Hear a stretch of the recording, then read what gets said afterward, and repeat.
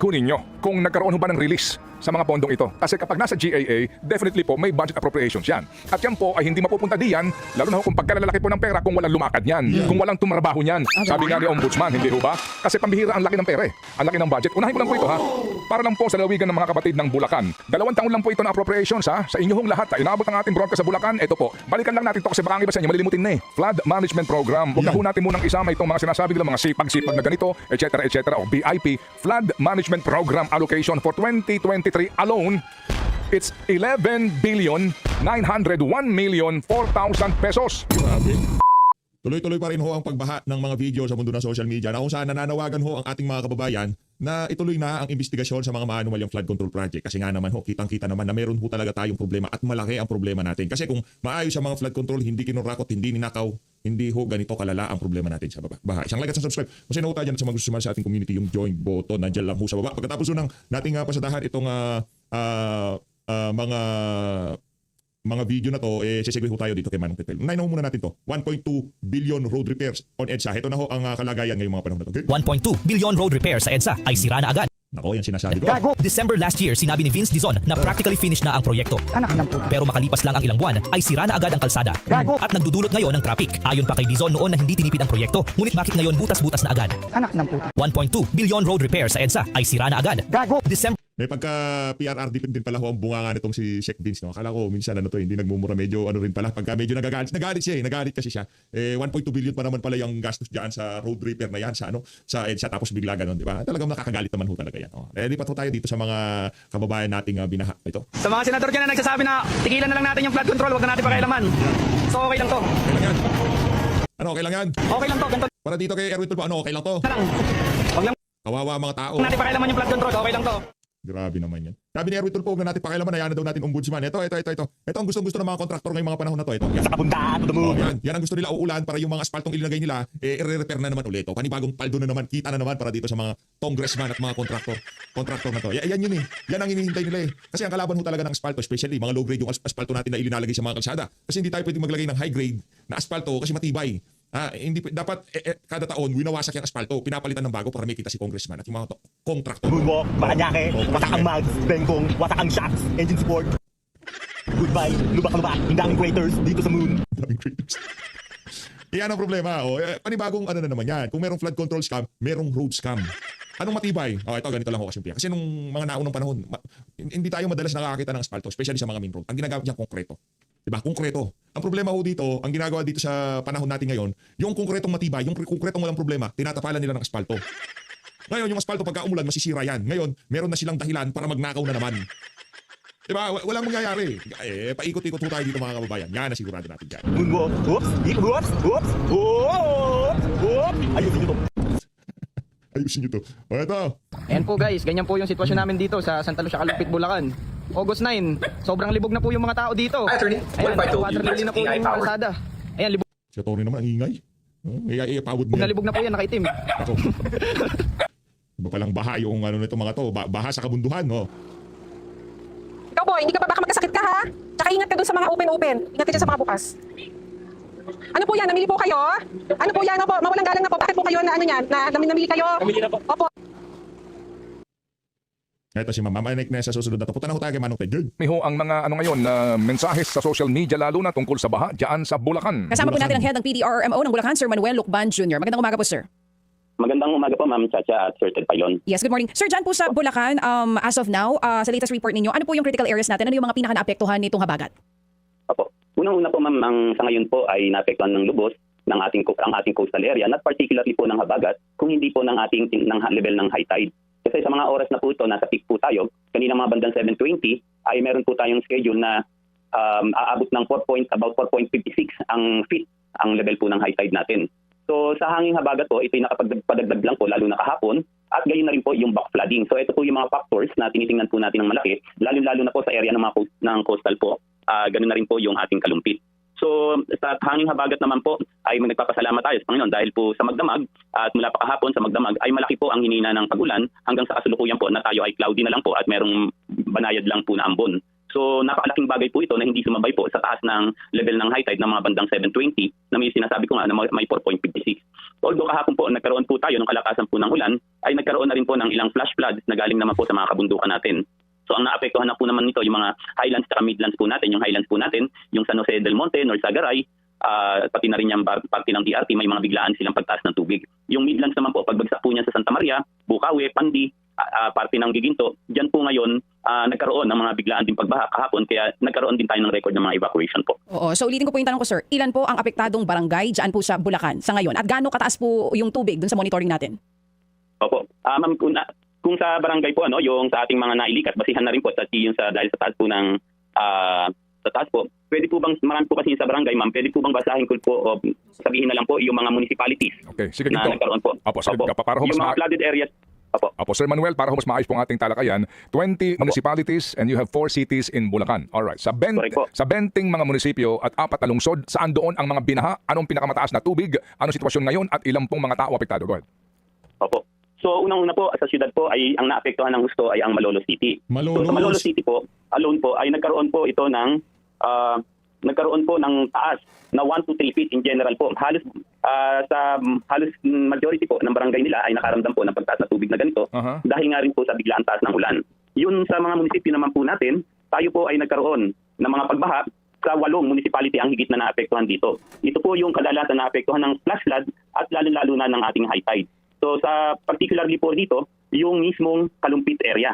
Yung Kalumpit area po, dahil nasabi nga natin yung 3 factors kanina, maliban sa habagat, at ito po yung naapektuhan ng backflooding, ganoon na rin po yung ating habagat. So dito po talaga naka-experience ng patuloy na pagbaha rito sa Kalumpit.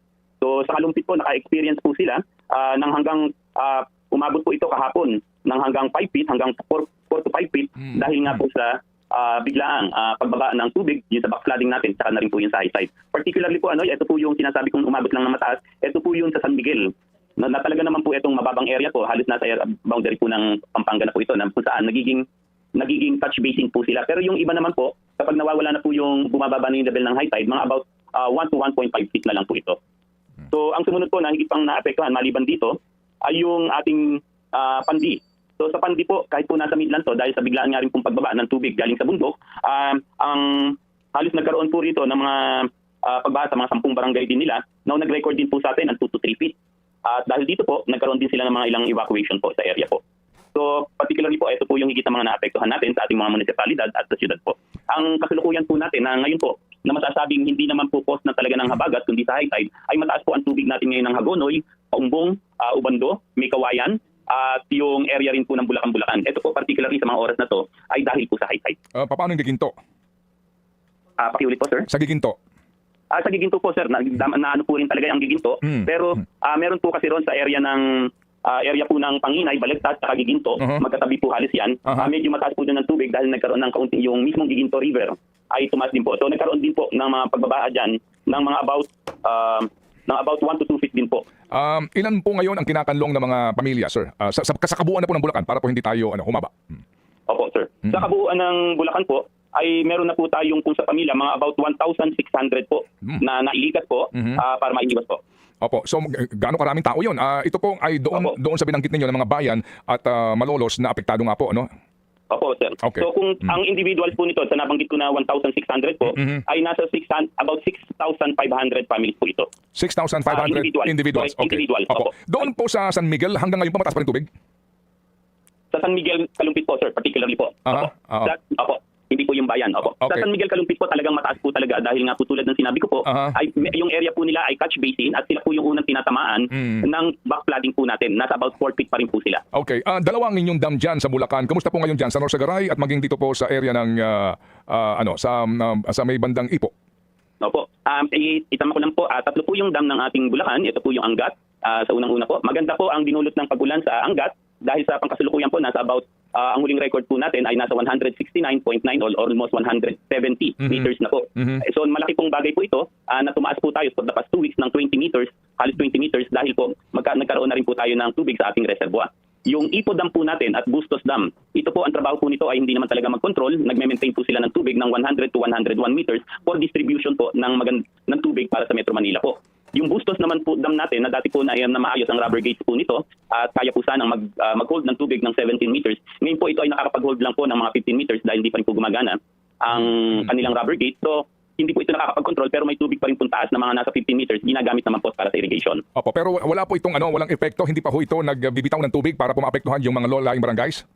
Hindi pa po natin makukonsidera yung epekto nito kasi ang contributory pong malaki rito sa mga record natin ng mga nakaraang panahon, yung yung angat releases po. Opo. Pero sa ngayon po, overflow lang po ang nangyayari at yung kailugan po natin, ang stretch ng angat ay mababa naman po. Okay, sige. So sa ngayon po sa Hagonoy, gaano kataas ang tubig, sir? Sa pangkasulukuyan po, dahil sa high tide po, nakakaramdam po sila ng 3 to 4 feet ngayon pong high tide. Pero plus the floods, galing po sa pagbaba ng tubig, galing sa itaas, gaano po kataas kayo ng tubig doon? Kasi may mga nagsasabi, hulang pas tao din eh. Opo. Grabe, no? Totoo po yan. Ito naramdaman po yung sa kahapon po nung kalakasan. Pero sa ngayon po, may area po kasi talaga dyan na mababang mababa na meron po talagang yung talagang nasa lapian na mga bahayan. May masasabi pong mataas. Pero yung generally po ng Hagonoy po ngayon ay 3 to 4 feet lang po. Opo. Sige. Sa may kawayan, sir, kumusta ngayon? Sa may kawayan naman po ay hindi po tayo nakapagtala ng mataas na record. Bagamat meron po silang binabantayan din tayo sa katabi po ng Ubando na mga ganun din po sa pangkasulukuyan, mga 3 to 4 feet yung ilang barangay po nila doon. Kaya lang po ay hindi po sila nakapagbigay o wala po silang record na sa kabayanan na talagang mataas. So mga 1 to 2 feet lang po pero passable naman po lahat ng daan sa may kawayan. 1 to 2 feet, mataas po yung kapag 2 feet, sir. Ano po? Opo, meron pong area lang po dun sa mga looban po nila. Pero dun sa main road po nila ay nadadaanan naman po. Sige, sa Marilao po, sabi ng kaibigan ko nakatira doon, bakwit sila kasi nga umabot na po ng bahay na naman nasa lampas sa Baywang. Opo, totoo po yan. Ito po nangyari po kahapon nung kataasan po nung sinabi po natin na flash flood na nagsimula po ito dito po sa area ng Marilao River na kumukunik po yan ng dalawa po ang tributaries po niyan. Meron po sa area ng Santa Maria River na dumadaan at yung mismong Marilao River po. Opo, yung sa Marilao po kasi, yung po kasi Marilao, permanente po yata ang baha doon. Kapag tag-init, tagtuyot, medyo hupa ito. Pero sa mga panahong ito, ang sabi nga po, permanente na ho yung baha. Depende rin ho sa taas yan kung sakasakali kapag humalakas ang ulan na sinasabi po ng Pag-asa. Ano po, Ginoong Lukman? Yung sa Marilao naman po, hindi naman po natin masasabing permanente katulad po nung sa Kalumpit. Ipagpamanin niyo po. Opo. Katunayan po, permanente po kapag sir. Opo, kapag summer, pag tag-init, tagtuyot, definitely wala ho. Pero kapag na ulan, ganun po yan, di ba? Mismo kahit papunta ka ng SM Marilao, baha na eh. Kapag tag-ulan. Ngayon po, passable po ang sa may Marilao po. Tatlong barangay lang po ang nagkaroon po ng 1 to 2 feet to 3 feet po. Kahapon po, ito sa Marilao specifically, yung Diaz po, Abangan Norte, at yung Poblasyon. Yung sa SM po, area pa po ng Poblasyon po, ay nasa about 1 foot lang po yan. At yung sa ngayon po, ay nadadaanan po, passable po yung sa may SM po. Opo. Isang pie yung baha. Anyway, sige po. So kami po tumawag po lamang sa inyo para nga malaman ang actual sitwasyon dyan po sa lalawigan ng Bulacan. Sir Manuel Lukman, salamat po na marami sa inyo pong informasyon na binahagi po sa aming pong programa. Salamat po, sir. Thank you po. Maraming salamat po at mag-ingat po tayo lagi. Thank you. Diyan sa Marilao, kasi meron tayong kaibigan dyan nakatira. Kapag tagtuyot, definitely nakakauwi sila. Pero sa panahong ito, kapag pinanood mo yung kanyang video, abot nga hanggang kusina nila, bewang. Totoo yun. Yung tubig. Kaya nga po, ang bahay ho nila dyan, wala nang value. Wala nang bibili niyan. Kaya sila ay nandoon na lamang kasi nga nangihinayang din. Maraming mga taga Marilao na ganyan na sitwasyon. Anyway, ito kasi ating nakapanayan po, taga PDRRMO. Hindi ho naman siya in charge sa mga flood control projects, no? Kaya bago ho natin lisanin tong Bulacan, just to remind everyone, mga kapatid, dito po kasi ngayon, ang sinasabi ho na naman daw nitong mga taga DPWH in Bulacan sa kanilang press release na dahil daw po sa pinahinto ang 200 mahigit na mga flood control projects, kaya ngayon binabahan na naman daw ho sila. Yan ang kanilang paliwanag. Pero girl, ito ho lamang hindi ho naman sa ating gusto pang budburan ang nagnanaknak ng sugat. Para masumapdi. Oo, ng mga taga Bulacan. Mawalang galang lang po. Pupuntahan ko lang mismo ang Bulacan. 2 taon lang po ito mga kapatid. 2 taon lang po. Hindi pa ho nasasama sa aming research yung pong halaga ng nailaan.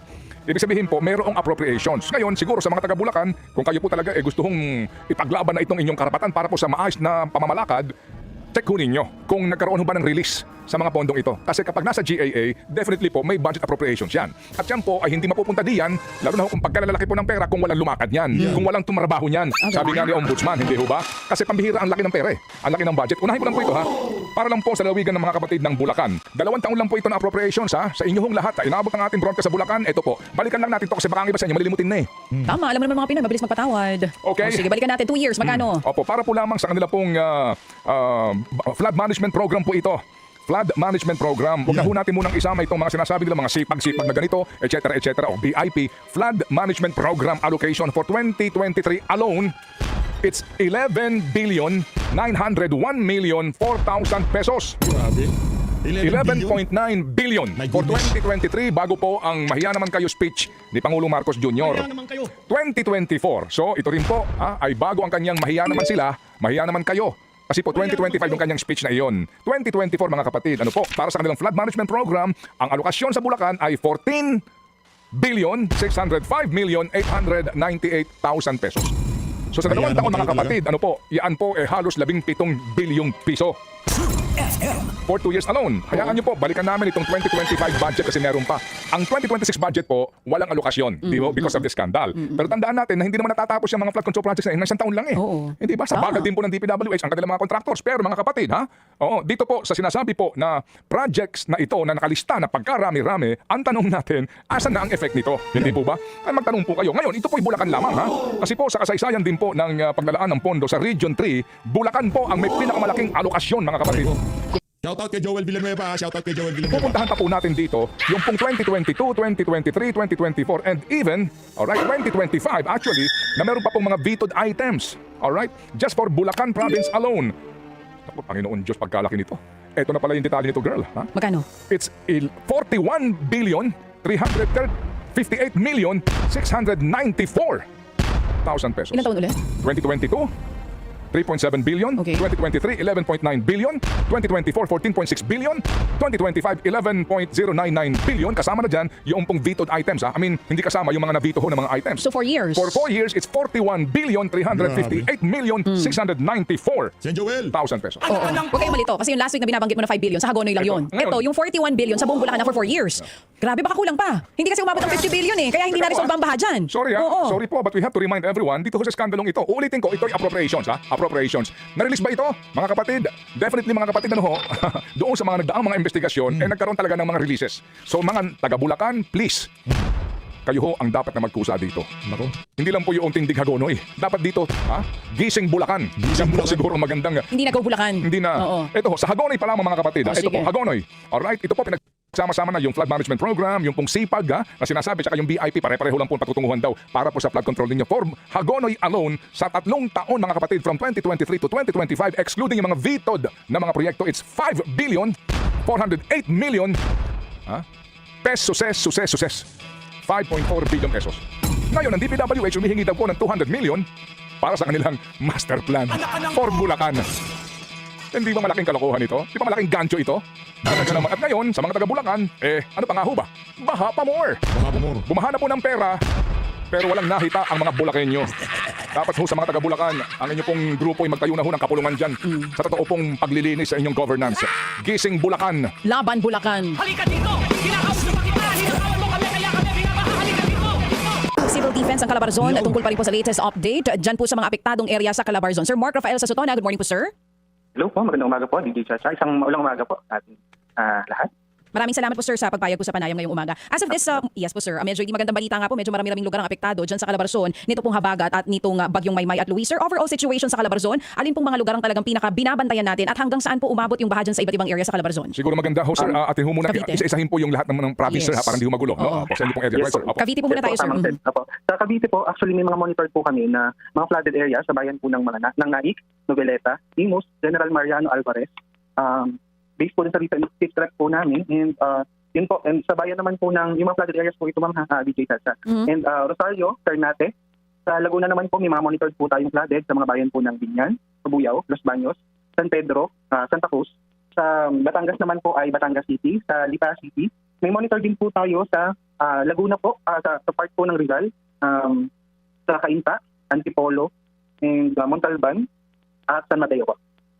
Di ba, kahit anong sabihin ni Senator Joel Villanueva dito, meron siya problema talaga. Kasi Bulacan ho ito eh. Ano siya, ang tagal ho niyang senador, di ba? Nakikita mo naman, kahit na tumayo ka na, walang kwenta yung pagtayo mo eh.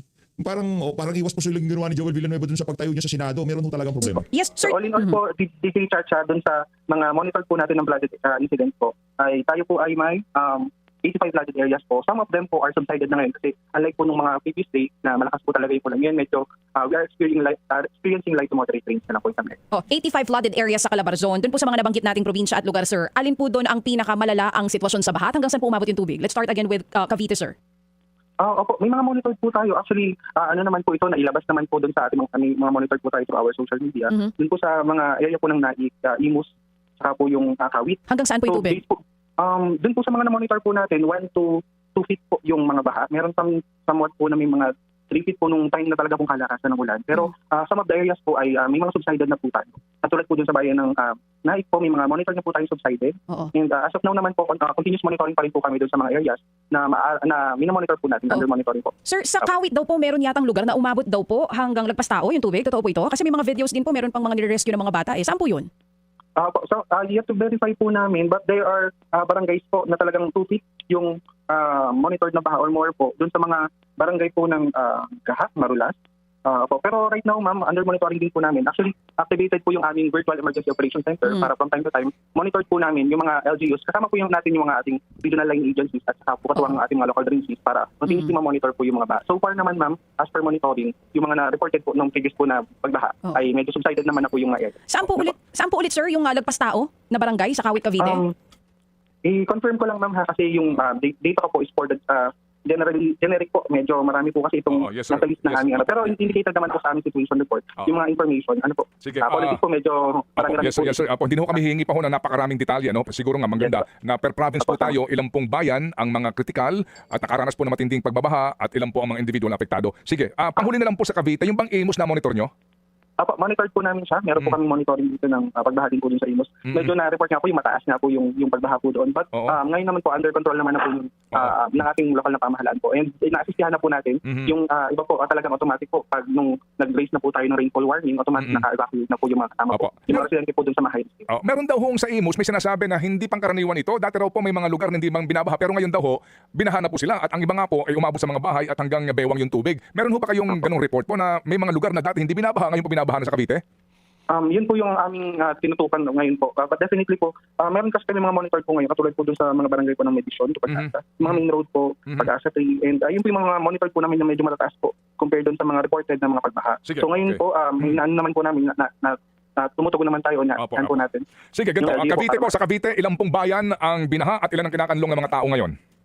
Tingnan ko lang po yung aking updated na situation report. Actually, in general po, meron po tayong, ito po, disclaimer lang po dun sa ating affected population, based po dun sa ating Dromic report as of, na-capture po namin. Kasi kasamang ginagamit po nating reporting details ay yung ating latest Dromic report ng DSWD, Calabarzon. Kasi yun po yung verified po, validated po natin. So as of now po, sa Cavite po, meron po tayong mga monitor po sa Amadeo, City of Bacoor, City of Dasmariñas, City of General Trias, City of Imus, Indang, Kawit, Maragondon, Rosario, Silang, Tansa, Ternate at General Marian Alvarez. All in all,